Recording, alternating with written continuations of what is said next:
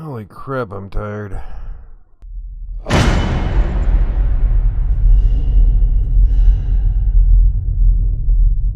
Hello, I'm Michael with Crossing Colorado, and today it's Friday, so it's time for my weekly vlog.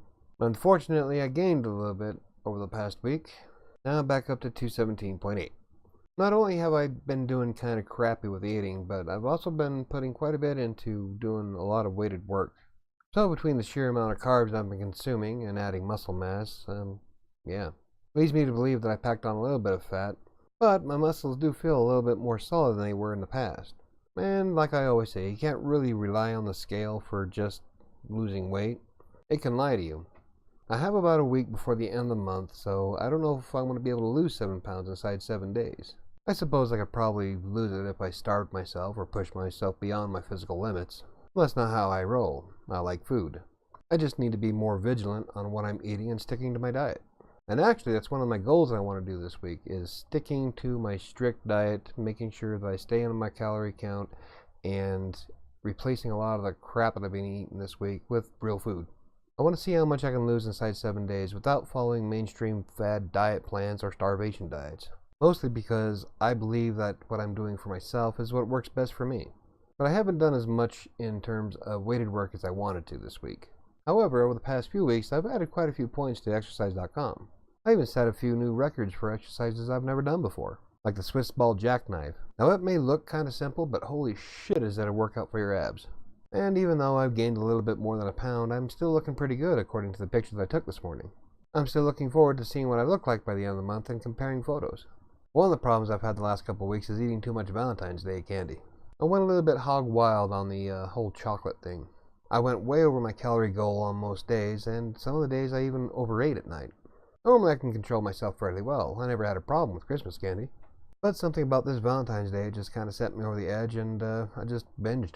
I don't necessarily think it was the whole single person on Valentine's Day depression, though. In fact, I met the most wonderful woman that I've been chatting and calling for the past week and a half.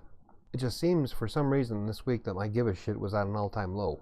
And this last week I really didn't give Fu Panda 2 a fair shake. I only played it a handful of times. And the few times I did actually play it, I really didn't notice that much more of a calorie burn compared to something like Virtual Smash or tennis. It was kind of disappointing, really. And don't get me wrong, I was still in the cardio zone by the end of the 30 minutes, but it just wasn't nearly as intense. I mean, it's a fun game and I like it quite a bit, it just doesn't have that intense workout that I was looking for. However, for this week I'm going to put more effort into it and try to collect some data so I can write an article for my blog. And I'm sure that when I strap on the wrist weights it's going to be a completely different experience. But I guess we'll see next week on how it all works out. So it seems I'm having a huge problem for the past couple of weeks sticking to my goals and being motivated.